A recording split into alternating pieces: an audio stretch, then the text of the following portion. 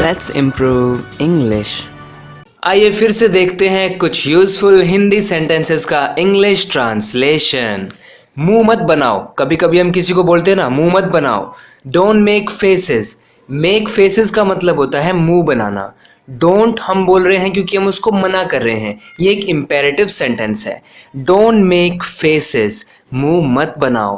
अपनी जगह पे सब ठीक है। All are right at their perspectives.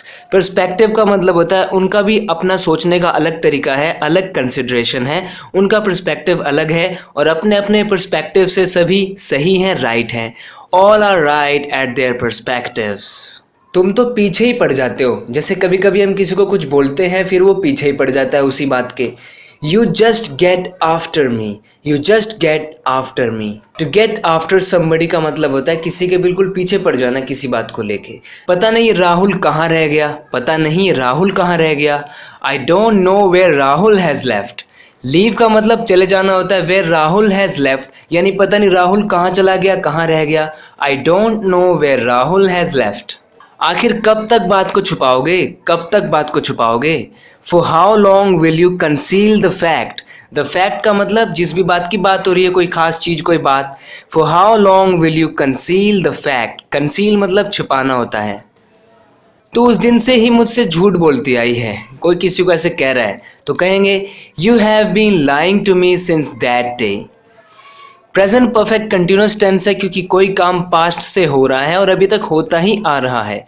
You have been lying to me यानी तुम मुझसे झूठ बोलते आ रहे हो। सिंस दैट डे यानी उस दिन से। तुमने मुझे कहीं का नहीं छोड़ा। You didn't leave me worthy of anything. वर्दी का मतलब होता है यूजफुल होना, कोई वैल्यू होना। वर्दी ऑफ एनीथिंग का मतलब होता है किसी भी चीज़ के लायक होना, किसी भी चीज़ के काबिल होना। यू डिडंट लीव मी क्योंकि सिंपल पास्ट है इसलिए डिडंट का यूज़ हुआ है। You didn't leave me worthy of anything यानी तुम्हें कहीं का नहीं छोड़ा तुमने मुझे, यही इसका मतलब बन रहा है कि तुमने मुझे कहीं का नहीं छोड़ा, मैं कुछ नहीं कर सकता, इसका मतलब ये है। अपनी पैसों की ताकत किसी और को दिखाना। अपनी पैसों की ताकत किसी और को दिखाना। Show the power of your money to someone else. Show the power of your money to someone else.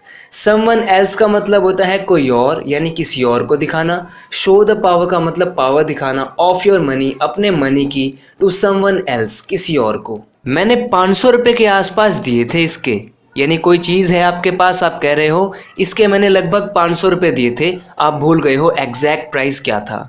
I paid around 500 rupees for this. I paid around 500 rupees for this. I paid का मतलब होता है मैंने चुकाए थे, मैंने दिए थे। अराउंड 500 यानी 500 रुपये के आसपास। 500 फॉर दिस यानी इसके लिए। मुझसे मेरी खुशी मत छीनो। मुझसे मेरी खुशी मत छीनो। Don't take away my happiness. Don't take away my happiness.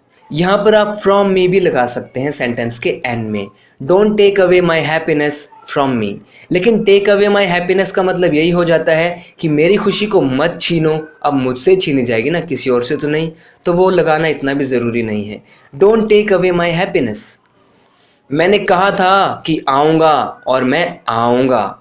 ऐसे बोलते हैं ना, कभी कभी हम किसी बात को 2 बार रिपीट करते हैं क्योंकि हम बताना चाहते हैं, एम्फसाइज करते हैं उस बात को कि ऐसा मैंने कहा था और ऐसा ही होगा। मैंने कहा था कि आऊँगा और मैं आऊँगा, मैं ज़रूर आऊँगा। I told you that I would come and so I will. I told you that I would come and so I will. यहाँ पर ये सिंपल पास्ट है। आई टोल्ड यू मैंने तुमसे कहा था। दैट आई वुड कम, यहाँ पर हम वुड का यूज़ करते हैं क्योंकि ये पास्ट की बात है एक्चुअली में। पास्ट में मैंने उससे कहा था कि मैं ऐसा करूँगा।